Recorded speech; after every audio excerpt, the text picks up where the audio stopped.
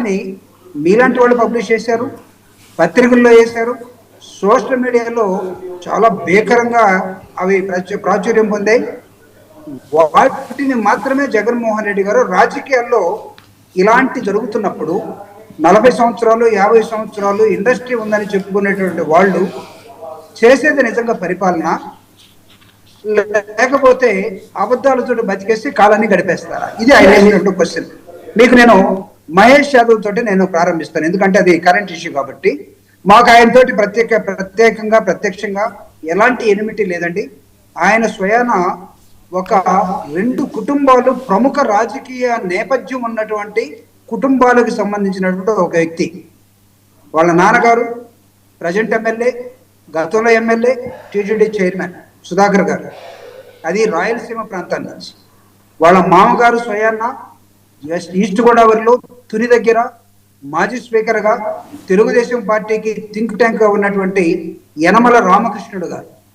అదే కాదు, ఈయన మహేష్ గారు ఏలూరుకి ఎంపీ అయితే మహేష్ గారి వైపు యనమల రామకృష్ణ గారి భార్య, కూతురు కుమార్తె తుని ఎమ్మెల్యే.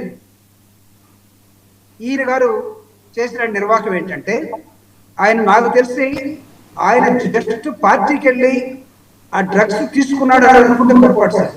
మీరు ఈరోజు వాళ్ళ ఎఫ్ఐఆర్ రిపోర్ట్ చూసినట్లయితే, దీపక్ రెడ్డి గారు నాతోటి దీన్ని కాన్ఫ్లిక్ట్ చేయించామో కానీ, వాళ్ళు పోలీసులు ఇచ్చినటువంటి ఎఫ్ఐఆర్లో ఏం చెప్పారంటే, ఇది ఒక పెద్ద బిజినెస్ మోడల్గా మార్చడం కోసం ఈ వ్యక్తులందరూ ఒక చోట చేరారు. అంటే ఏం బిజినెస్ చేస్తున్నారు? చంద్రబాబు నాయుడు గారి ఎంపీలు కొకైన్ని, మాదక ద్రవ్యాలని ఏ విధంగా దేశవ్యాప్తంగా వీటిని విస్తృతంగా జనంలోకి తీసుకెళ్లి వాటిని అలవాటు చేయాలి అంటే ఇది ఒక పెద్ద వ్యాపారం. ఈ వ్యాపారంలో పార్లమెంట్ జరుగుతున్నప్పుడు, సాటర్డే సండే హాలిడేస్ ఉన్నప్పుడు, ఒక పార్లమెంటరీగా ఉండాల్సినటువంటి ఆయన పార్లమెంట్లో ఈ రోజు దాకా కనీసం మాట్లాడాడో లేదో నాకు తెలియదు. ప్రమాణ స్వీకారం తర్వాత మా దీపక్ రెడ్డి గారే చెప్పాలి. ఎందుకంటే దీపక్ రెడ్డి గారు నాకు ఐ రెస్పెక్ట్ హిమ్, పార్లమెంటేరియన్గా ఆయన ఎమ్మెల్సీగా ఉన్నప్పటికీ, ఆయన స్పోక్స్ పర్సన్ సెంట్రల్లో ఉన్నప్పటికీ వైఎస్ఆర్ టీడీపీకి కొంచెం పార్లమెంటరీ పార్టీ లక్షణాలు వాళ్ళ ఫ్యామిలీ బ్యాక్గ్రౌండ్ ఉంది కాబట్టి పుట్టికి పుచ్చుకొని మాట్లాడుతూ ఉంటాడు. దీన్ని ఆయనని కండెమ్ చేయడానికొనే భావిస్తా ఉన్నా. It is up to him. పార్టీని నెత్తిన పూసుకొని పులుముకొని జరుగుతున్న వాస్తవాలు కూడా కప్పెట్టాలనుకుంటే కప్పెట్టుకోండి. ఈరోజు మహేష్ యాదవ్ తీసుకున్నటువంటి దీన్ని రెండు రాష్ట్రాలనే కాదు, జగన్మోహన్ రెడ్డి గారు చాలా స్పష్టంగా చెప్పారు, దేశ రాజకీయాల్లో ఒక ఎంపీగా ఉండి ఇలాంటి మాదక ద్రవ్యాల్లో ఇరుక్కున్నటువంటి ఎంపీలు ఎక్కడ చూడలేదు. This is the first time.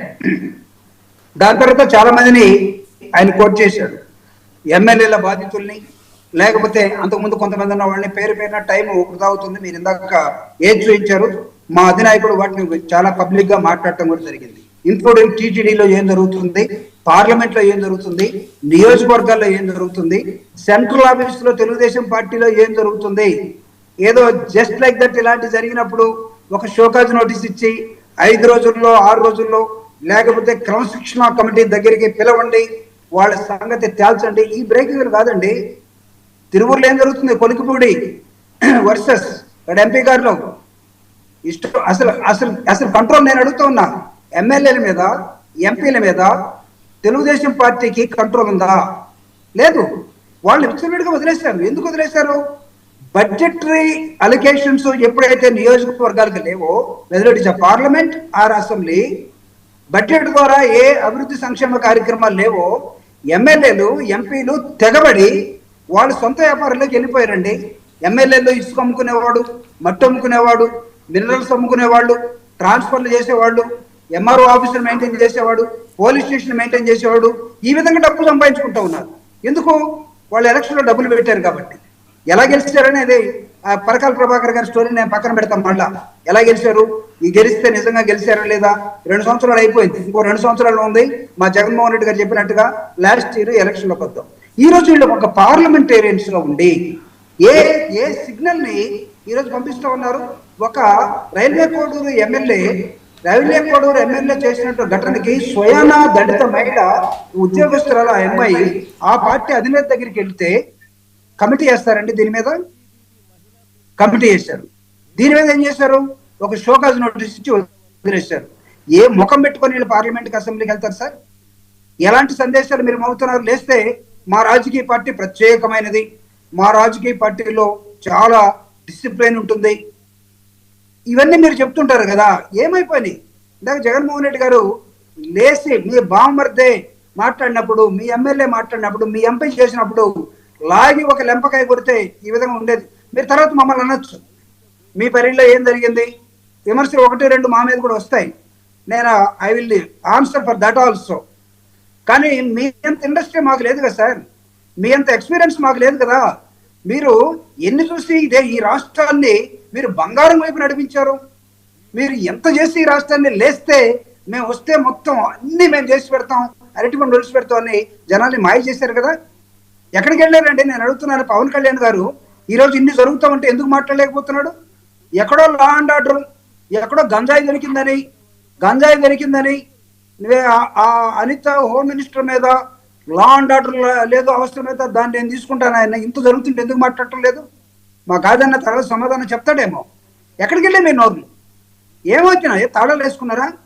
YSR Congress party మాట్లాడితే నెక్స్ట్ ఏం మాట్లాడతారు? ఆయన పరిపాలనలో జరిగిందా?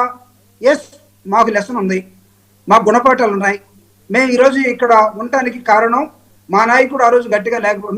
మీరు మొత్తం ప్రపంచాన్ని చక్రం తిప్పినాడు కదా, ఆంధ్రప్రదేశ్ని, భారతదేశాన్ని, ప్రపంచాన్ని. అక్కడ బిల్ గేట్స్ దగ్గర నుంచి ఏమైపోయారండి? ఏం జరుగుతుంది ఈ రాష్ట్రంలో? ఇది కార్యకర్తలకి రాష్ట్రానికి తెలియజేయడం కోసం జగన్మోహన్ రెడ్డి గారు, వర్మ గారు, జగన్మోహన్ రెడ్డి గారు లేవనెత్తినటువంటి ప్రతి పాయింట్ కి ఈ రోజు తెలుగుదేశం పార్టీ, జనసేన కూటమి సమాధానం చెప్పి తీరాలి. చెప్తారు వాళ్ళు సమాధానం చెప్పాక మళ్ళీ మీరు రెస్పాండ్ అవుతారు. కానీ ఎందుకంటే అది ఇంపార్టెంట్ కదా. దీపక్ రెడ్డి గారు ఇవ్వండి జూపూడి గారు ప్రశ్నలు. జూపూడి గారు మీ హెడ్ రూమ్ చూసుకోండి, ఫ్రేమ్ కరెక్ట్గా పెట్టుకోండి, మళ్ళీ వస్తాను మీదే. Okay, fine. దీపక్